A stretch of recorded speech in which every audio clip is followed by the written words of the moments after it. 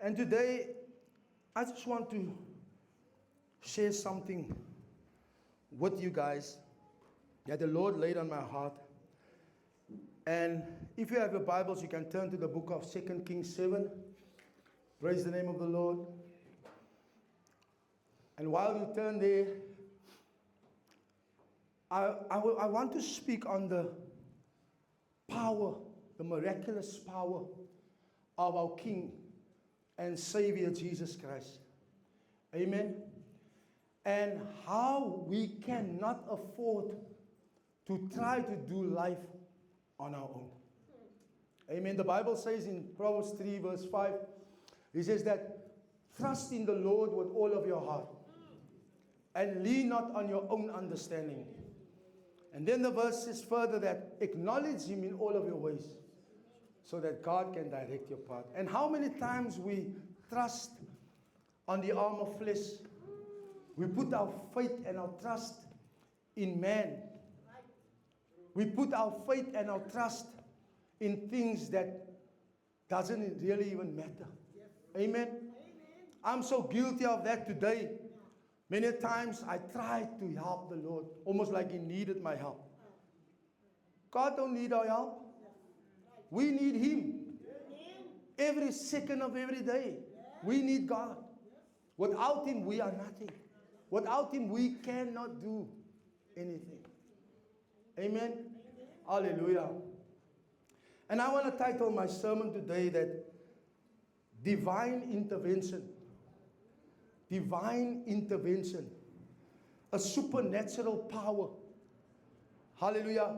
The awesome sovereignty of our God on display when He moves in our lives. Amen. Are you there, family? Praise the name of the Lord. 2 Kings 7. Before I'm going to read from verse 1, I would like to read verse 33 in 2 Kings 6. The last verse of 2 Kings 6.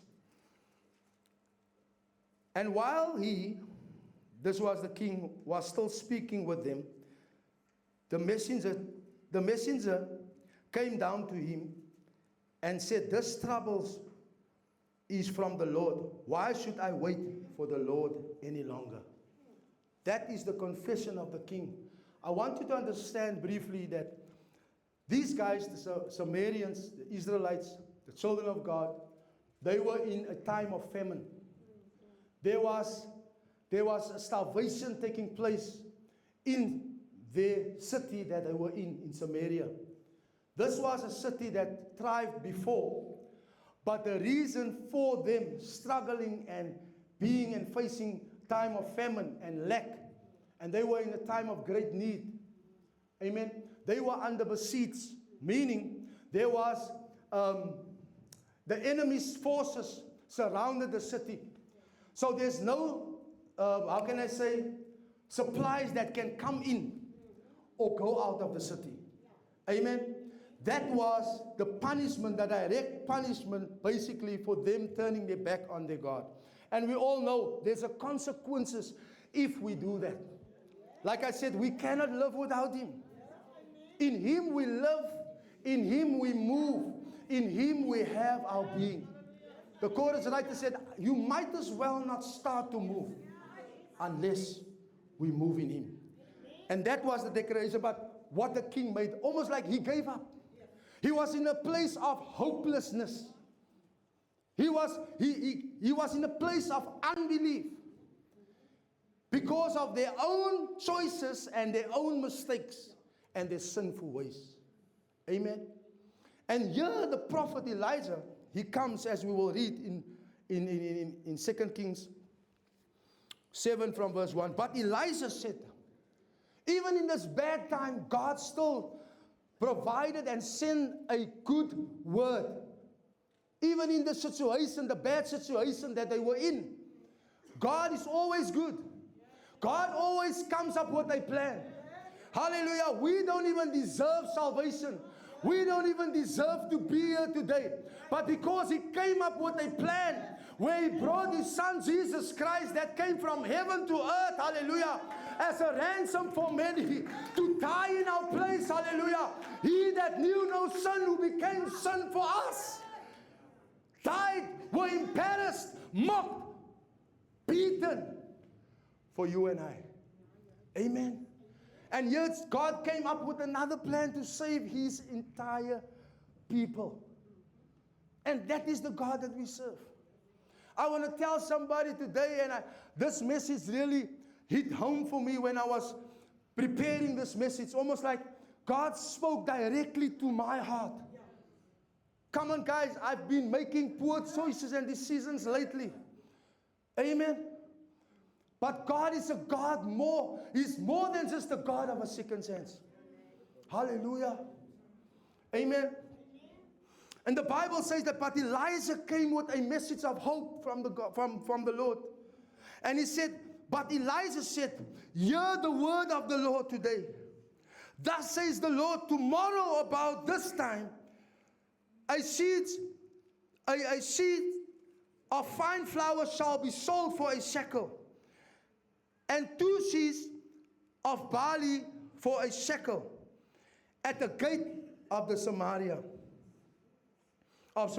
Then the captain of those of whose hand the king leaned said to the man of God, if the Lord himself should make windows in heaven, could this thing be? Almost like he was doubting. This was the right-hand man of the king. This was the guy that was in charge of the king, besides the king. Amen. This was the main man. But see the unbelief in his heart. Still. But he's in a position of authority. And that is why we must be careful, guys.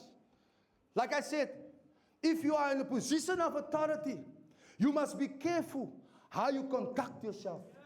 That's very important. Praise the name of the Lord. It is not our way, but it is God's way. Amen. His ways are higher. His thoughts are higher. Amen. We have our own plans, but his plans is not to harm us, but to prosper us. How many times, because of our own plans, because we thought that God needs our help and assistance, we mess things up. Let's be real today.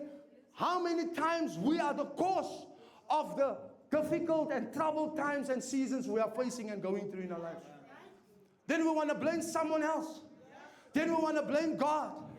But it's your own stupidity that got you there, because you were in a hurry and hasty. You couldn't wait on the Lord. Amen.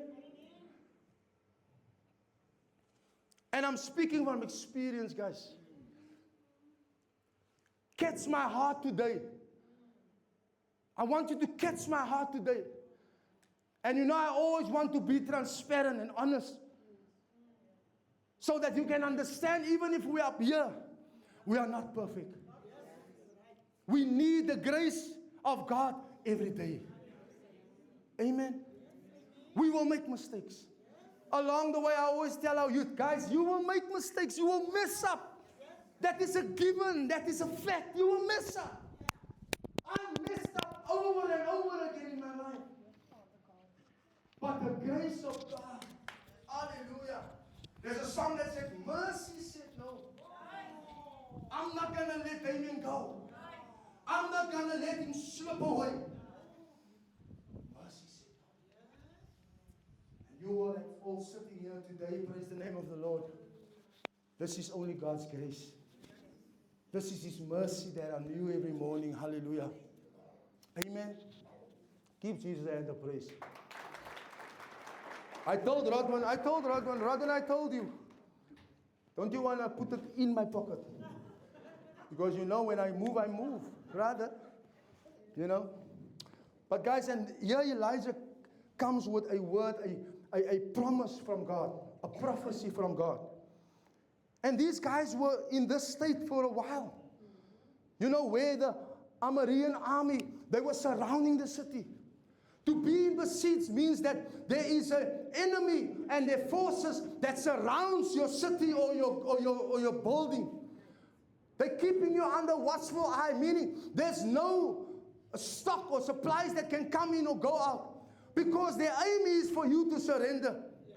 How many times we are surrendered or surrounded by the enemy, and we are in the middle of undifficult situations and things and storms and challenges, trials, tribulations in our lives, and then we surrender and submit to the will of Satan, and we compromise. Amen. We compromise, Sister Janine. And this was the Amorians' army's plan, that they want to almost like give them this great distress so that they can, surrender to them, so that they can do with them as they please. And that is exactly what the enemy does. When he puts some pressure, when you're in a season of lack and need, and we forget who our source is. We forget the scriptures. It's almost like we hit blank. But we know the scriptures. It's almost like we don't believe it any longer. Lord, but I am faithful. Lord, but I am this. Lord, I'm serving you with all of my heart. Lord, I'm giving you my all, my everything. How can you allow this? There's a good reason, guys. Believe you me. God wants to teach us something. Amen. But what I love about God is that He always have a plan. Hallelujah, of deliverance. He always have a way out. He always provides a way out. Hallelujah. Give God praise for the... He's a good God. He's a good God. Amen, sister. You believe that? Hallelujah. Guys, and now, this right-hand man of the king, he said, even if God opens the windows of heaven, we know that statement. He will open the windows of heaven and pour out such a humongous blessing that we won't even have enough room to maintain. This guy, he didn't believe the prophecy of God. And there's a cost that comes with that. There's a cost that comes with our unbelief. Amen. And we will see as we'll go further. The Bible says that, then the captain on whose hand the king leaned said to the man of God, if the Lord himself should make windows in heaven, could this thing be? But he said, you shall see it with your own eyes, but you shall not eat it. Ay. You see the consequences of unbelief? Even Moses, he saw the promised land, but he never entered. This is the guy that led the Israelites out of slavery. Hallelujah. But something went wrong along the way. He got angry. How can I say, that self-control. He lacked it at some stage, at some point. And we know it's our and the Israelites' disobedience. Murmuring, complaining. Because the Bible says that had to be an 11-day journey. Deuteronomy 1 verse 2. That took them 40 years. How many of us are sitting here because of our disobedience? Everything in our life is delayed. We had to be at a certain place by now. But because of our murmuring, because of our complaining, because of something we have done that doesn't align with the will of God, that displeases God, and that caused the delay in our lives. Amen. I know it's not here by JCC. Maybe it's here by the Methodists. But praise the Lord. I will preach this message today. Even if I have to do it and preach it to myself. Hallelujah. Thank you, Lord. Amen. And then, this is where the action will begin. Verse 3, now there were 4 men who were lepers at the entrance to the gate. And they said to one another, why are we sitting here until we die? If we say, let us enter the city, the famine is in the city, and we shall die there. And if we sit here, we die also. So now come, let us go over to the camp of the Syrians. If they spare our lives, we shall live. They were in a desperate place. Amen. They were starving, they were hungry, there was a famine in their land. And they were isolated from their loved ones and families because of their condition that they had, which was leprosy. We know about COVID. When COVID was here in 2020, we've lost loved ones. in that time, that's so near and dear to our hearts. We've lost our father of this house as well in that time with COVID. But we had to isolate ourselves. And many a times what in our lives is the very thing that causes us to be separated from the love of Christ. The Bible also talks about our sin, our iniquities, that becomes a divider between us and God. So much so that He can't hear us anymore, or we can't hear Him anymore. There's no connection, there's no communication. There's a disconnection from God, who is our source. And what is that? It is our secret sin, our iniquities, our wickedness, that we don't want to get rid of. And it cost us. It cost us. I told the youth on Friday as well. Guys, we can come up here, we can sing songs, we can preach sermons, we can jump around and dance in the presence of the Lord. But when we go out here, that is when our life starts and our light needs to shine. Because God sees even in the dark. He knows what we think. He knows our minds, our thoughts from afar. Hallelujah. So why are we wasting time coming here and putting on an act? Let's be real with God, because He knows all things. He want to help us. He might want to help us. He want to help us. But we don't allow Him in. For Him to do what only He can do.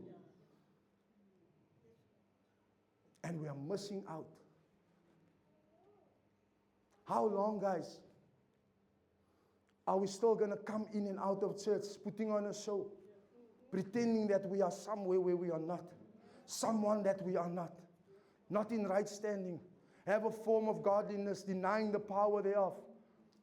The winds of the end times is blowing in our society, and we are ignorant about it.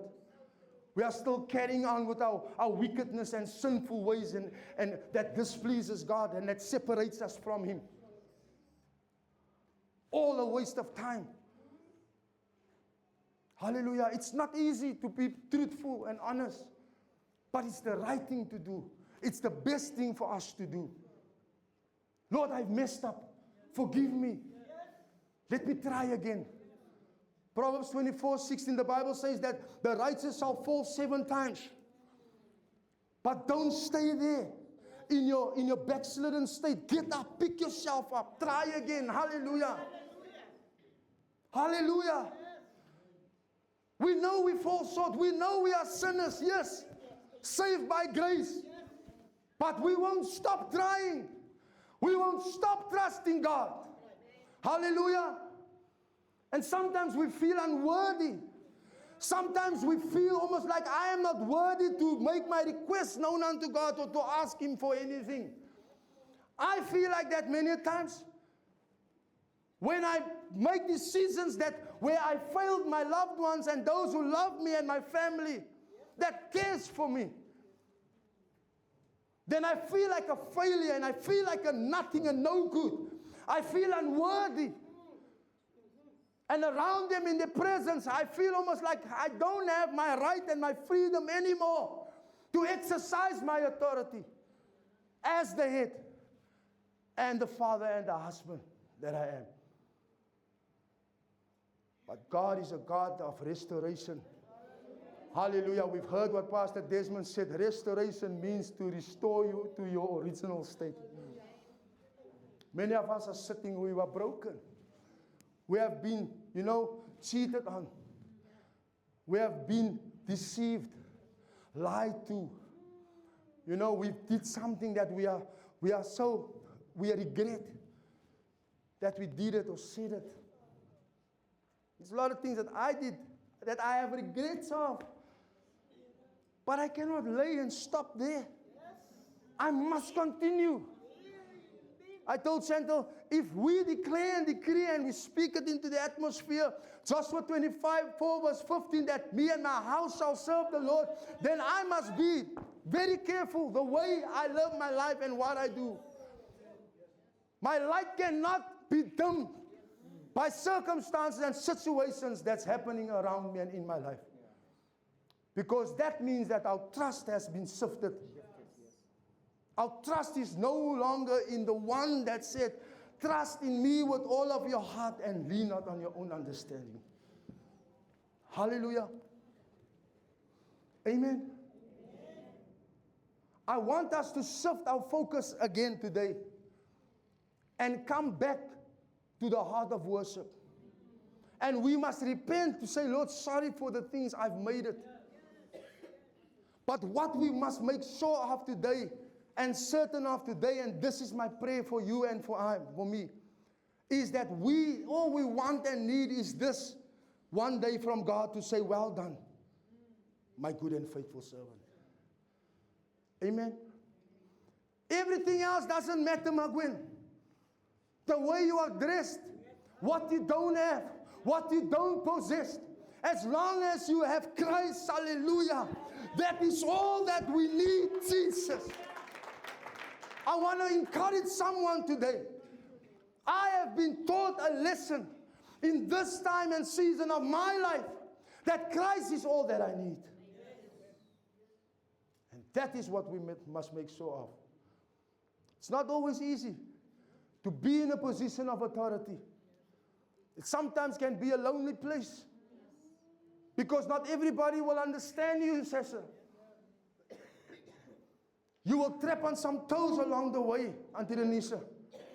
But you must stand for what is right. If you don't stand for something, you will fall for anything. And that is what I want to drill in our young people, especially, hallelujah, as their leader. We have our fights. We have our quarrels. We have our disagreements. But I won't compromise when it comes to the truth of the gospel of our Lord Jesus Christ. Somebody's got to say it. Somebody's got to stand firm in what they believe. Even if people write you off, it's all right. As long as God is pleased with you. Amen. Hallelujah. Thank you, Lord.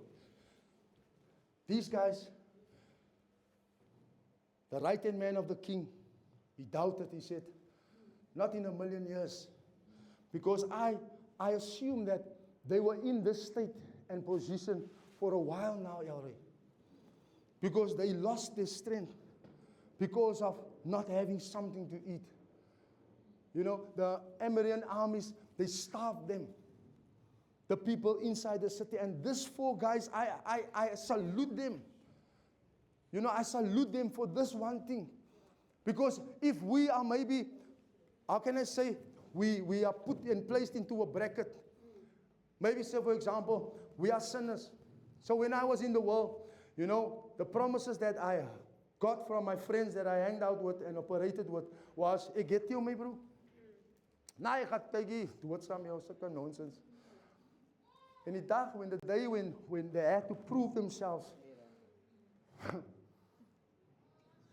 I stood alone many a times. And that was not a nice feeling. To stand alone, to receive, at the receiving end, to receive the blows. And today I have the scars to show for it. And that is what we want to protect someone from. If we will just adhere and listen to every encouragement that comes from there. Or even someone that cares enough and love you enough to want to see you thrive in life and do well. You know, but the main thing is, and our reward is eternal life. And that is the main thing. That is our ultimate and should be our ultimate goal, to achieve that. I told my mother, I never saw a trailer hooked onto a hearse at a grave site. Never. But today we are chasing material things and materialism, wealth and all of these things. And the Bible says, what profited the man? Yes. To gain the whole world, but he loses his soul and his salvation. Then I decided just to hang on to Christ as tight as possible and as long as possible until the day will come when he comes to take me to be with him. Hallelujah. And these guys, they told themselves, if we're going to stay here, we're going to die. We're going to stay here, we're going to die of starvation, of hunger. You know what? We have leprosy, and that is a life-threatening disease as well. You know what? We were separated from our loved ones and families. And this is what got to me, is this, that what are we doing in our lives that causes us to be separated from our loved ones and family members? I'm talking about fathers that is, caught up in alcoholism. Fathers and mothers, parents that is addicted to drugs and stuff like that. I was there. I know what I'm talking about. Who is the victims in all of this? Our children, our loved ones. Amen. Amen. The same with these 4 men. But what I love about these 4 men, they are the main characters for me in this story, is that they didn't sit in the despair. They didn't sit and have pity on themselves. Hallelujah. They came up with a plan. And what I like is what I love about them, there was unity. Because we remember the 10 lepers in Luke 17 verse 11. Praise the name of the Lord. There was only one of the 10 that came back. Hallelujah. To be made well by Christ Jesus. Hallelujah. He was healed. The 10 was healed. But the one only that came back. And that is the unity that I admire from this 4, because my friends in the past, they disappointed me. My friends in the past, when I needed them, they weren't there. Hallelujah. But there was one friend, and he stuck closer than a brother. Hallelujah. And his name is Jesus Christ. And that is the one I will represent till the day I die. Amen. But what I love about these 4 guys, they had a discussion amongst themselves. They said, let us get up from here. Oh yeah, let us go, man. And we are dying anyway. Let's go to the camp of the Amorians. If they spare us, praise the Lord. If they kill us, we would have died anyway. Come to Jesus. Don't sit in your sinful and your embarrassed state that you are in. Come to Jesus. If you die without Him, you are lost forever. Try Him. If He saves you and changes your life and transforms you into a new creation, which He will, if you allow Him and accept Him into your heart and life, praise the Lord. Because now and only then your name will be written in the Lamb's Book of Life. Now your booking has been made. Oh yeah. We want our names to be written in lights, on billboards, VIP sections. We want acknowledgement from man. Galatians 1:10. Where we should seek the approval of God and His approval alone. And it's not easy. Even Him dying for us wasn't easy. The songwriter said it wasn't easy. But it was worth it. It won't be easy serving and following Christ. There will be trials, Auntie Marlene. There will be tribulations. There will be storms. There will be challenges. There will be winds and waves. There will be ups and downs. Amen. There will be betrayal. But at the end of the day, we will say, it wasn't easy, but it was worth it. Hallelujah. These 4 guys went. They went with a made-up mind. Darren, they went with a made-up mind. I love that about these 4 guys. Because I was reminded in Luke 17:11, there was only 10% that got the revelation and the deeper understanding of what it was all about. These 4, there was unity amongst them. If I had to say, Owens, let's go. And we can lose our life in the process to go there. Are you in? A lot of us is not even willing to die for Christ. A lot of us that's sitting here in this room today, we are not willing. But we are ignorant because what's going on, not even far away from us.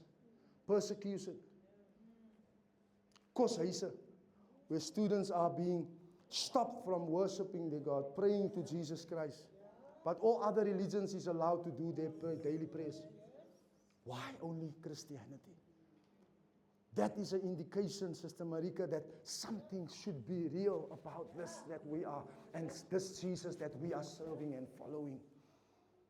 And that gives me courage and hope and boldness to say, I am willing to lay down my life for Christ. How many of us sitting here can say the same?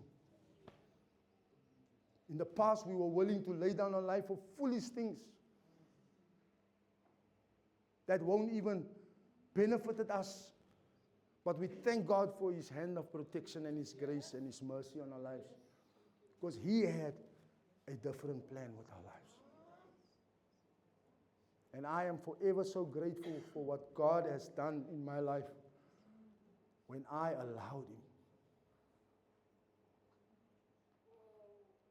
I told the youth on Friday, the woman that had the issue of blood for 12 years, Jesus was her very last option. And the very last person she turned to. I'm just thinking, I'm just curious, if she had to turn to Him first, she would have had so much more left. But it had to be the way it was. Because then she realized, but I don't need even everything I've lost. Because I have found the very thing that I need, and His name is Jesus. Hallelujah. Amen. Amen. And these guys went to the camp, willing to even die for what they lacked, for what they wanted so desperately. And that is what we also need to learn from them, is this.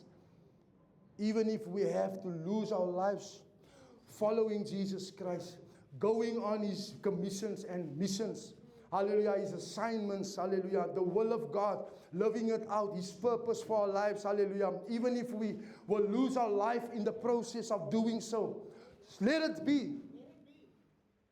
Let it be. Amen. Baie van julle het al klaar bang nou.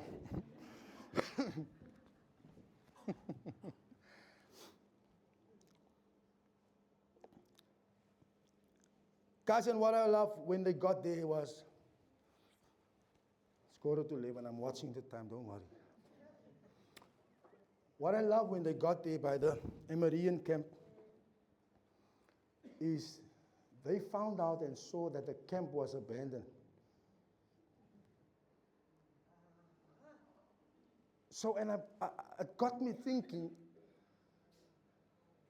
sometimes we just need to get up and show up. Because what if works both ways? What if we die? What if they spare us our lives and we live? What if we get up from our sinful state and turn our back on our sinful ways and we receive the reward of Christ, which is eternal life, oh yeah, so that we can live forevermore? What if we gain that? You know, if we just come to our senses and give Jesus a try. What if works both ways? And they stood in unity because there was a blessing. There's so much division amongst in the body of Christ. It is so hard so. It is very sad. And we had to be a force to be reckoned with because of the division and our own little agendas, differences in the body of Christ, that makes us so weak and ineffective for Christ Jesus.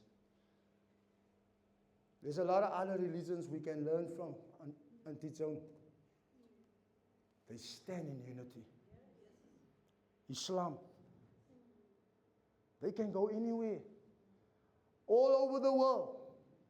Whenever I see a mosque, that's also my place of worship.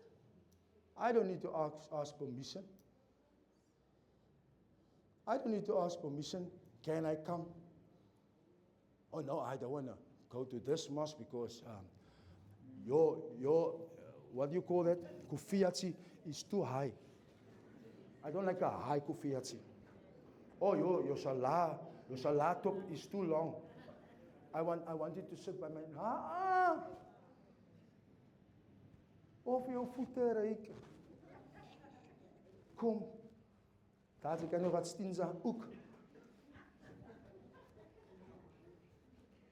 But here, no, we laugh about this, guys. But here, when someone doesn't smell nice, we almost like we show it, we make it so visible. Wacht my bro. Kijk hier, wait. Bible says, I think it's Matthew 9, verse 12. Didn't the healer come for those who are sick? To heal them? So isn't this a place or a hospital for those that are sick outside? Yes. But when someone smells like alcohol, you can't come through that door. Assess. Report to duty. Shut them out. That guy maybe came with a made-up mind. That was my last beer. That was my last cigarette. That was my last hit from the crystal meth. That was my last mandrake. But because of the lack of knowledge amongst the body of Christ, we lost a soul for the kingdom of heaven. Shame on us. Shame on us. Jou toenaars kan lang as Caitlin. You are welcome at the mosque.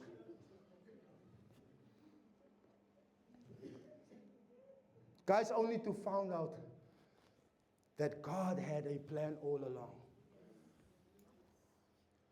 And it reminded me of so much stories in the Bible. You know, he made them, the Amorian army, hear sounds of horses and chariots and the enemy that just, creeped on them. God is an awesome God. Hallelujah. He can make your enemy hear some stuff. Hallelujah. Make it seem through which that are not. Hallelujah. That is the miraculous power, the miracle working power that our God has, and the miracle working power that He can manifest in our lives if we trust Him. Hallelujah. And that is what He did for those 4 lepers. So much so that they became greedy. They told themselves, one another, let's stay here. We know our family is starving inside the city gates of Samaria, but let's stay here. Because here we have silver, we have an abundance of food that they didn't eat for days. They forgot that God has provided. He is their source. He saved them. He made a way for them. They became selfish for a moment. And then they decided, came to their senses very quickly, and I love that. Let's go back. Let's go tell our loved ones. Let's go tell them at home what we found. What God did, hallelujah. How many times when God saves us, hallelujah, He delivers us. We, after that, are ashamed of the gospel to proclaim and speak on the name of Jesus wherever He have planted us. Hallelujah. Not here at ACC, I know. Never here. Praise the Lord. But I will preach it here. We are ashamed of the name of Jesus. But secretly, we are grateful for what He has done. I'm not ashamed of the gospel of the Lord Jesus Christ, Brother Eugene, because it's the power of salvation to those who dare to believe. No. I just saw him smoke a cigarette. He can't come in there by the door. Uncle Louis.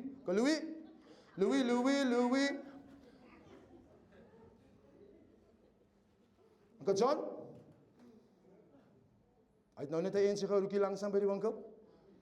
Hy kan nie inkom nie. That guy had a made up mind. I'm done with sin.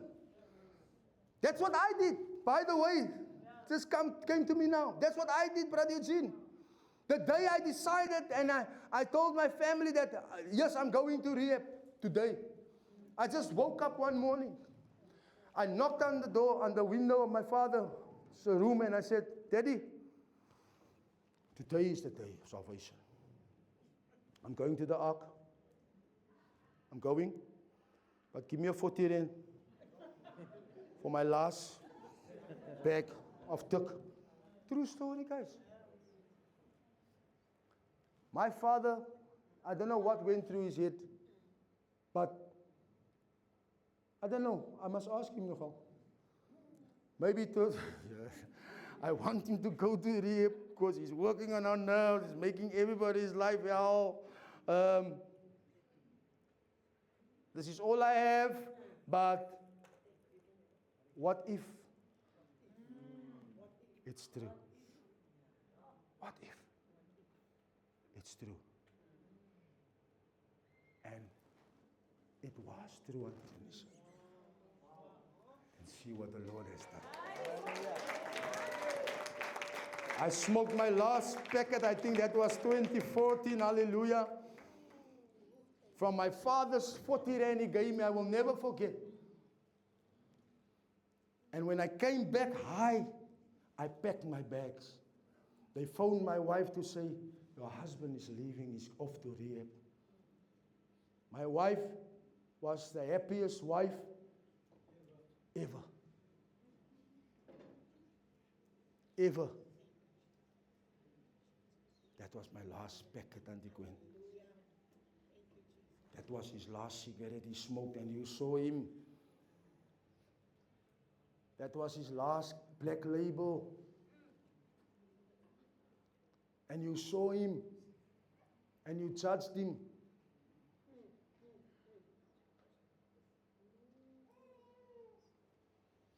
Let it simmer. They went back. They shared the great news with their loved ones and families. Guys, I don't want to still prolong this thing. The Bible says that when David, in 1 Samuel 30, verse 6, when they came after 3 days, they came back to Ziklag, only to find the city was burned down. Their family members, their loved ones, their children, their wives was taken into captivity. Hallelujah. Their place, their belongings, their possession was burned down, was taken from them. They were robbed, and their families wasn't murdered. They were still alive, but they were taken into captivity. But this is the thing. The Bible says in verse 6, the Bible says that David was greatly distressed. But this is the thing that many of us lack or fail to do is, when we are facing troubled times, unpleasant situations and seasons and things that's happening and occurring in our lives, we don't inquire from the Lord. The thing is this, when he found out that his own men wanted to stone him to death because of their loved ones and their children that was taken into captivity, they blamed David. But one thing I love what David did is where he went to inquire from the Lord, and he strengthened himself in the Lord Jesus Christ. Hallelujah. He asked the Lord, should I pursue the Amalekites? Should I go after them? Will I catch up with them? Hallelujah. He asked the Lord. He consulted from the Lord. Hallelujah. And that is what many of us lacking. And because he heard from the Lord, and he trusted the prophecy or the word that God gave him, and that is to go. Hallelujah. He tasted victory, and they recovered and got back what the enemy has stolen. Amen. The Bible talks about in Judges 6 with Gideon, mighty men of valor. I'm the least in my family. We are the poorest. We are the least in Manasseh. How can you say I'm a mighty man of valor? Don't you see the Midianites? Don't you see the Amalekites? Whenever we want to reap our harvest, they come and they take everything. They squander everything. They leave nothing behind for us. Where is the God that our forefathers was talking about, the victories that they tasted? Is he actually seeing us? Does he care? How can you say, I'm a mighty man of valor, and from my hand you will save your people, the Israelites? Doubt on the ability of God. He asked for many things, proof that that was true. Amen. But I love this, with God, you don't need an army of 32,000 men. You don't need an army of 32,000 men. Cedric, all we need is Christ in our corner. All we need is Jesus in our lives. All we need, Cedric, is Jesus in our corner. Hallelujah. Hallelujah. 20,000 men left. 10,000 remain. 22,000 left. 10,000 remain. God said, that is still too much. That is still too many men. The Bible says in Judges 7 verse 1 in that. Put it up for me, Rodman, please. Say.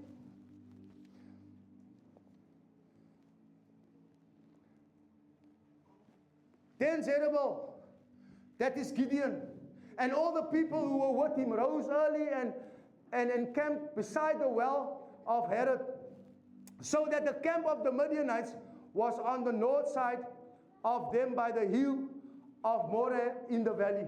Verse 2. And the Lord said to Gideon, the people who are with you are too many for me to give the Midianites into your hands. Lest Israel claim glory for itself against me, saying, my own hand has saved me. How many times we think it's our own strength? We did it in our own strength. We did it in our own power. Hallelujah. We forget it's only by the grace of God. We forget it's only by the mercies of God that we can do. Paul writes, he says that I can do all things through Christ who strengthens me. Hallelujah. When we look in the Bible with Sarah and Haggai in Genesis 16, after 10 years after God gave them the promise, hallelujah, of the promise, which was Isaac, the son, the child. Praise the name of the Lord. She couldn't wait on the Lord any longer. After 10 years, she came up. She thought that God needed her help. She told her husband Abraham that, look here, I have an Egyptian servant. Why don't you sleep with her?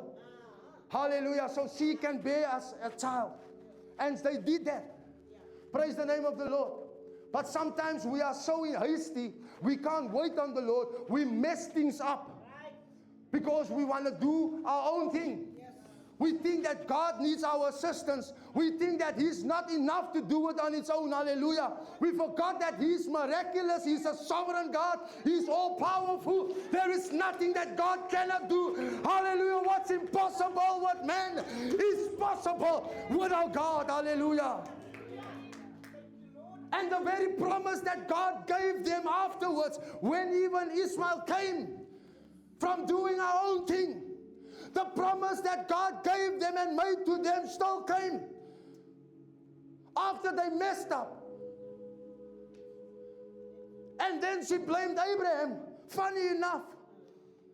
Haggai, this servant of mine that you slept with, that was your idea. Come on, how many times we want to shift the blame when dungas hits the dungas.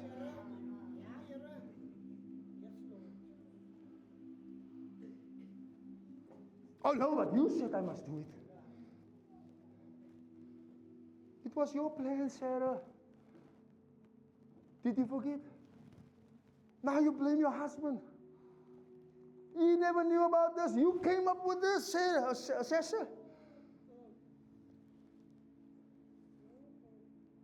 Darwa, you came up with this plan.